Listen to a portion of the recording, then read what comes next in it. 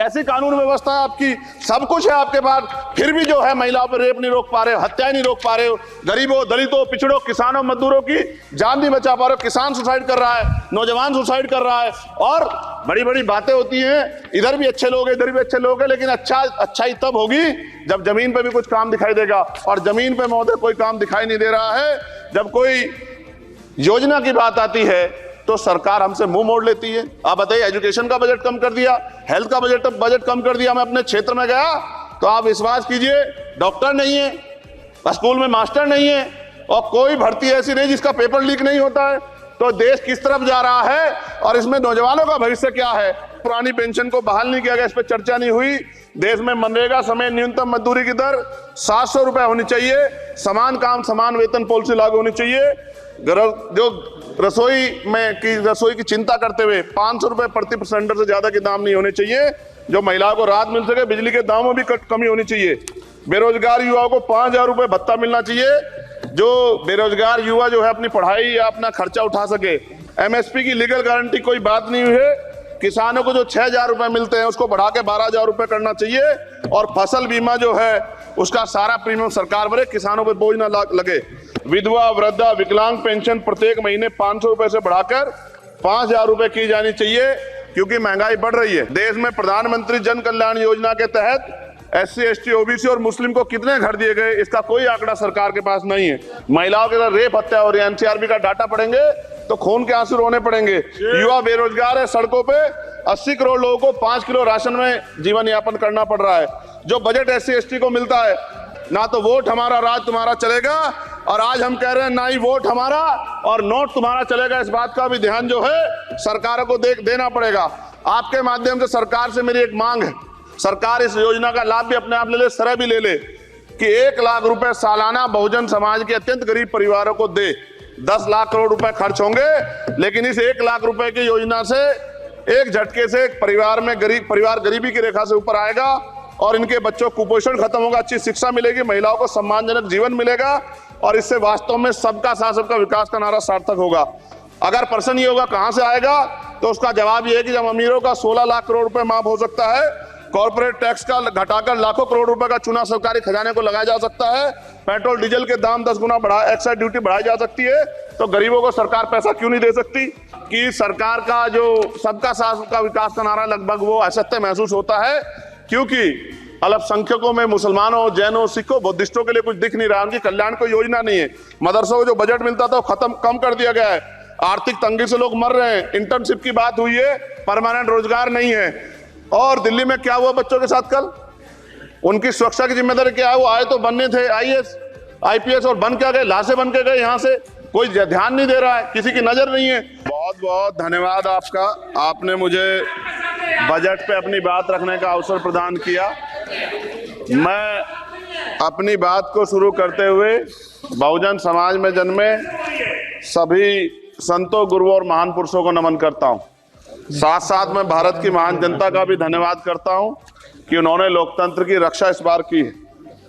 सभापति महोदय, पिछले 10 सालों में सरकार की नीतियों के कारण गरीब और गरीब हुआ और अमीर हुआ है, यानी गरीबों और अमीरों के बीच फासला बढ़ गया है। सारे देश की संपत्ति को चंद अमीरों के हाथ में दे दिया गया है। ये हमारे संविधान की मंशा और समतावादी समाज के लक्ष्य के खिलाफ है। अतः हमारी नीतियां गरीबों के पक्ष में भी होनी चाहिए। जातिगत जनगणना, SC, ST, OBC यानी कि जो बहुजन समाज के लिए आज जीवन मरण का प्रश्न है, इसके बारे में कोई बात बजट में नहीं की गई है। इसके बाद जनसंख्या के अनुपात में बहुजन समाज को सभी क्षेत्रों में हिस्सेदारी मिलनी चाहिए, तभी बाबा साहब अम्बेडकर का जो सपना है समतामूलक समाज का, वो पूरा होगा। महोदय, एक ऐसा विकसित भारत है जिसमें आज भी सफाई कर्मचारी को पक्की नौकरी नहीं मिल रही है और उसको गटर में उतरने के लिए मजबूर किया जा रहा है। उनके लिए कोई अलग से बजट नहीं है, बजट बन सकता है अगर सरकार चाहे। SC, ST को जो सब प्लान मिलता था, SPC का जो पैसा मिलता था, वो बजट से हटा दिया गया है। साथ साथ देश के स्तर पे आशा, आंगनबाड़ी, भोजन माता, ग्राम सेवक, PRD जवान, होमगार्डों के मानदेय में बढ़ोतरी नहीं हुई है। ऐसा कुछ भी नहीं दिख रहा है कि उनके जीवन में खुशहाली आ जाए। इनका मानदेय बढ़ना चाहिए। विधवा, वृद्धा, विकलांग पेंशन प्रत्येक महीने 500 रुपए से बढ़ाकर 5000 रुपए की जानी चाहिए। क्योंकि महंगाई बढ़ रही है। देश में प्रधानमंत्री जन कल्याण योजना के तहत SC, ST, OBC और मुस्लिम को कितने घर दिए गए, इसका कोई आंकड़ा सरकार के पास नहीं है। देश में इसी तरह SC, ST, OBC के लिए कितने परिवारों को शौचालय की व्यवस्था कराई गई। आज भी सिद्धार्थनगर जैसे जिले और तमाम जिले जो है वहां शौचालय की व्यवस्था नहीं है। इस पर ध्यान देना चाहिए।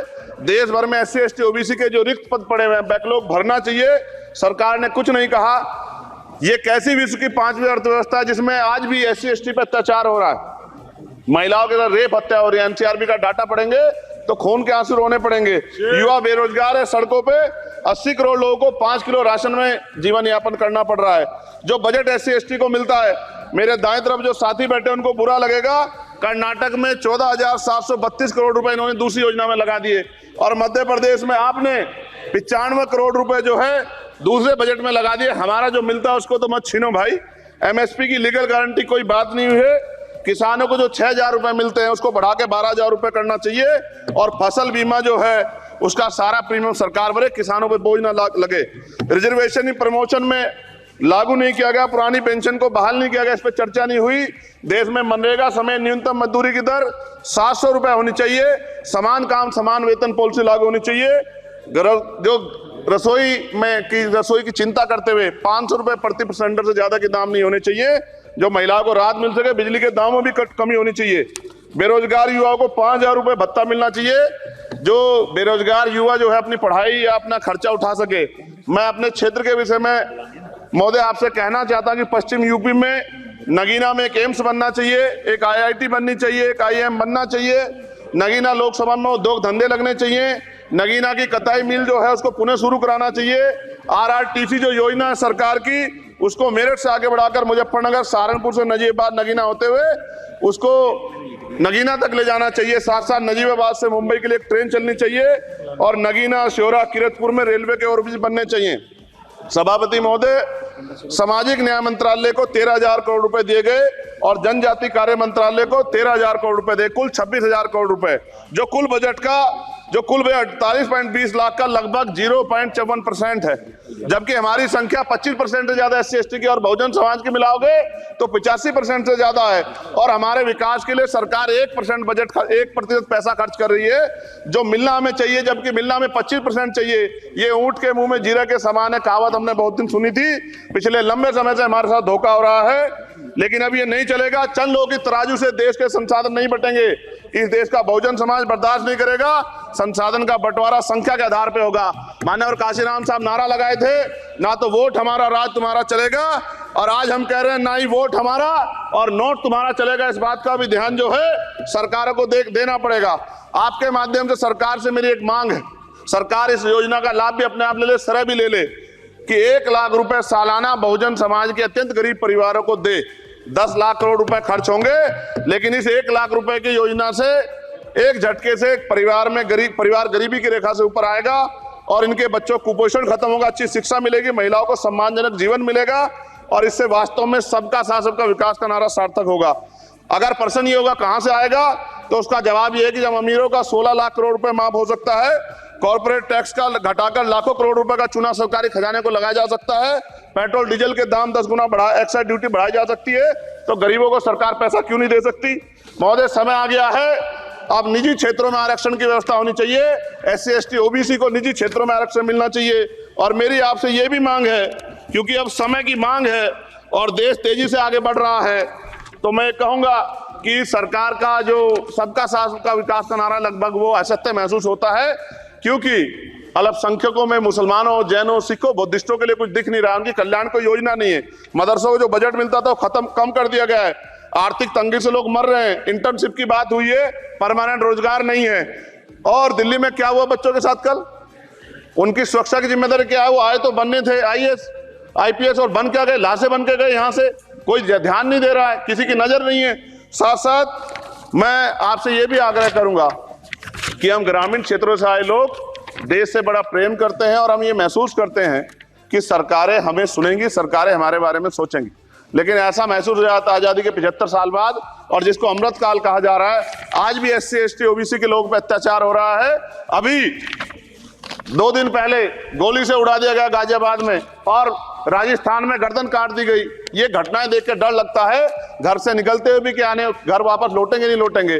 तो मेरा सरकार से आग्रह है, अगर आजादी के 75 साल बाद भी हमारी हत्या हो रही है तो हमारी मां को भी दर्द हुआ होगा जब उसने हमें पैदा किया होगा, हमारी बहनों को भी हमारे खोने का दर्द होता होगा। कैसी कानून व्यवस्था है आपकी, सब कुछ है आपके पास, फिर भी जो है महिलाओं पर रेप नहीं रोक पा रहे हो, हत्याएं नहीं रोक पा रहे हो, गरीबों, दलितों, पिछड़ों, किसानों, मजदूरों की जान नहीं बचा पा रहे हो। किसान सुसाइड कर रहा है, नौजवान सुसाइड कर रहा है, और बड़ी बड़ी बातें होती हैं, इधर भी अच्छे लोग हैं इधर भी अच्छे लोग हैं, लेकिन अच्छाई तब होगी जब जमीन पे भी कुछ काम दिखाई देगा। और जमीन पे महोदय कोई काम दिखाई नहीं दे रहा है।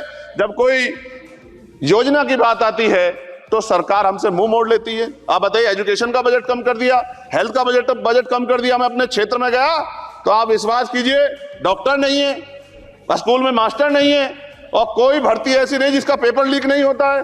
तो देश किस तरफ जा रहा है और इसमें नौजवानों का भविष्य क्या है, इसके बारे में हमें चिंता करनी चाहिए। और अंत में अपनी बात को खत्म करते हुए मेरा आपसे आग्रह और आपके माध्यम सरकार से आग्रह है कि यहां बाहर बाबा साहब अम्बेडकर की मूर्ति लगी हुई थी, वो करोड़ों लोगों की आस्था से जुड़ा विषय है, और आप विश्वास करो इतना गुस्सा है उसको लेके, मेरी आपके माध्यम से मैं हाथ जोड़ता नहीं हूं, लेकिन मैं हाथ जोड़ के आपसे आग्रह कर रहा हूं कि प्रधानमंत्री जी, सरकार से हमारी आग्रह कि वो अम्बेडकर वादियों के सम्मान का ध्यान रखते हुए, उनके जो है दिल की पीड़ा को समझते हुए, दर्द का ध्यान रखते हुए उस मूर्ति को पुनः स्थापित करा दीजिए।